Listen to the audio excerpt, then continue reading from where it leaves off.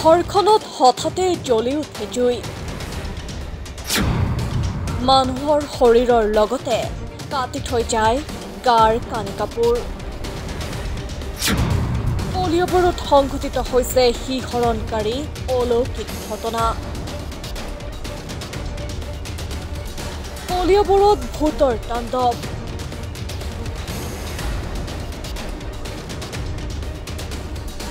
কলিয়াবৰত সংঘটিত হৈছে এক শিহৰণকাৰী অলৌকিক ঘটনা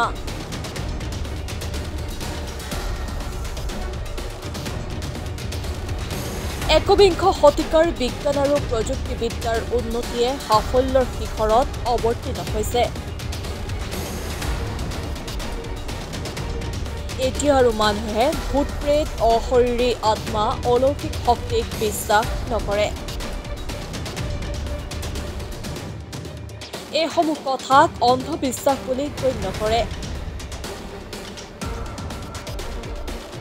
কিন্তু কোনো ঘটনাৰ যদি বৈজ্ঞানিক ব্যাখ্যা পোৱা নাযায় আৰু বিজ্ঞানৰ হাততো যদি কোনো উত্তৰ নাথাকে তেতিয়া মানুহ অন্ধবিশ্বাসী হ'বলৈ বাধ্য হয় এনে এক ঘটনাই সংঘটিত হৈছে এইখন অসমত আপুনি বিশ্বাস কৰকেই বা নকৰক নগাঁও জিলাৰ কলিয়াবৰত সংঘটিত হৈছে এনে এক নাভূত নাশ্ৰুত অলৌকিক ঘটনা ঘৰৰ ভিতৰত হঠাতে জুই জ্বলি উঠা কাপোৰ কানি কাটি ফালি পেলোৱা আদি অলৌকিক ঘটনা আপুনি হয়তো দেখিছে বা শুনিছে পিছে আমি আগবঢ়াব খুজিছো এক বিৰল অলৌকিক ঘটনাৰ কথা এই মহিলাগৰাকীৰ দেহটোলৈ মন কৰক সমগ্ৰ দেহটোতে ব্লেডৰ দৰে কোনো চোকা অস্ত্ৰৰে অকিয়াই থোৱা চিন স্বতঃস্ফুট মহিলাগৰাকীয়ে নিজেই নকৰে এই কাম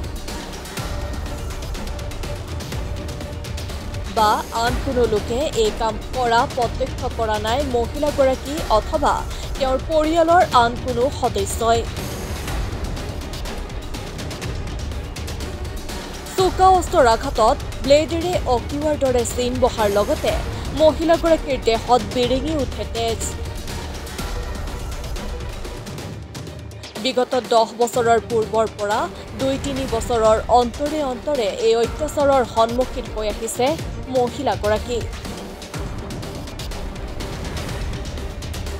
এটা আগতে তীব্ৰ বিষ অনুভৱ হয় দেহত তেন্তে অনুভৱ কৰকচোন কিমান সহ্য কৰিবলগীয়া হৈছে এই মহিলাগৰাকীয়ে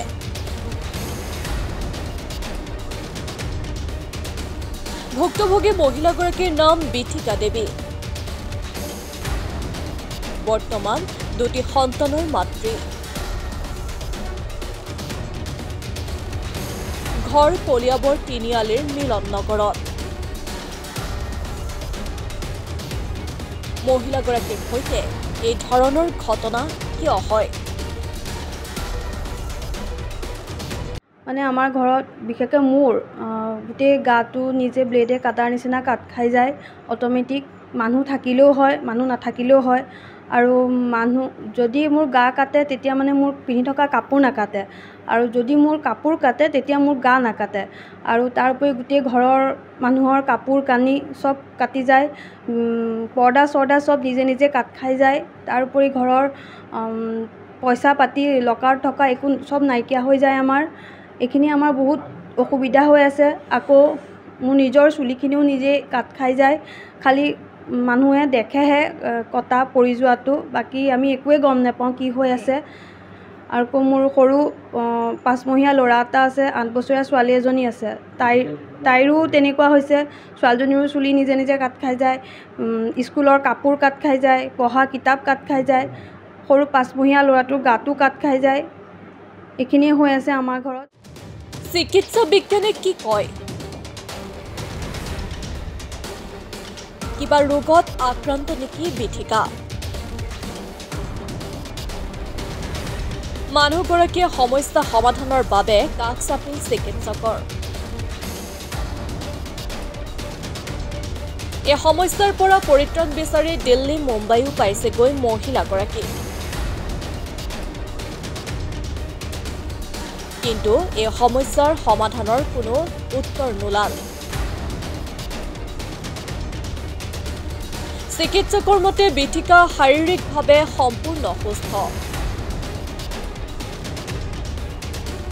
এনেধৰণৰ দেহৰ ছাল ফাটি তেজ ওলোৱা কোনো ৰোগ নাই।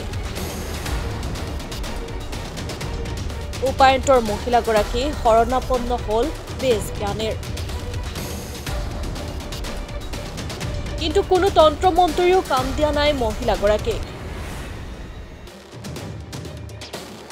বিপৰীতে এতিয়া সেই অপশক্তিৰ টাৰ্গেট হৈ পৰিছে মহিলাগৰাকীৰ কন্যা আৰু পুত্ৰ সন্তান। এতিয়া বহুতখিনি চিকিৎসাও কৰিলোঁ আমি। প্ৰথমতে দিল্লী গ'লোঁ, চেন্নাই গ'লোঁ, মুম্বাই গ'লোঁ। চিকিৎসকে একো নাই বুলিয়ে কয় গোটেইখিনি। তাৰ পিছত আমি মানুহে আমাক পৰামৰ্শ দিয়ে বেজৰ, কবিৰাজৰ, আমি সেইখিনিও কৰিলোঁ। কৰি এতিয়া আৰু ভাগৰি গৈছোঁগৈ আৰু আমাৰ হাতত একো উপায় নাইকিয়া হৈ আছে। আপোনালোকে কোনেও আমাক এতিয়ালৈকে ঠিক কৰিব পৰা নাই। বহুত কবিৰাজ আহিছে ইয়ালৈ, বহুতে চাইছে কিন্তু ভাল নহয়েই। আৰু মোৰ সৰু 5 মহীয়া ল'ৰা এটা আছে, 8 বছৰীয়া ছোৱালী এজনী আছে। তাইৰো তেনেকুৱা হৈছে। ছোৱালীজনীৰো চুলি নিজে নিজে কাট খাই যায়, স্কুলৰ কাপোৰ কাট খাই যায়, পঢ়া কিতাপ কাট খাই যায়, সৰু 5 মহীয়া ল'ৰাটোৰ গাটো কাট খাই যায়।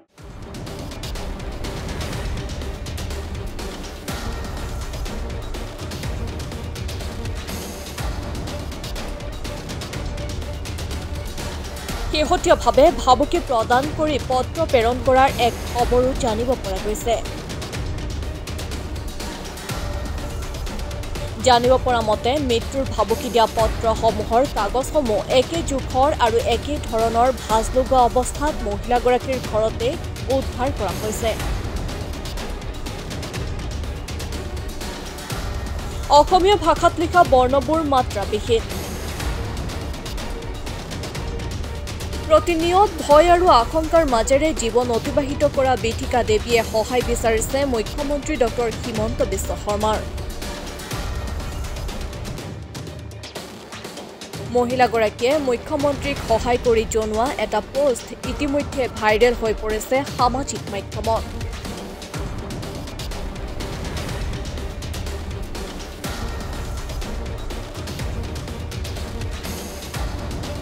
বিথিকা দেৱীৰ পৰিয়ালত সংঘটিত হৈ থকা এই ঘটনাৰ আঁৰৰ ৰহস্য ভেদ হ'বনে?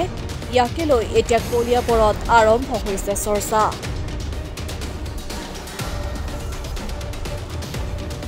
Bureau report, my news any.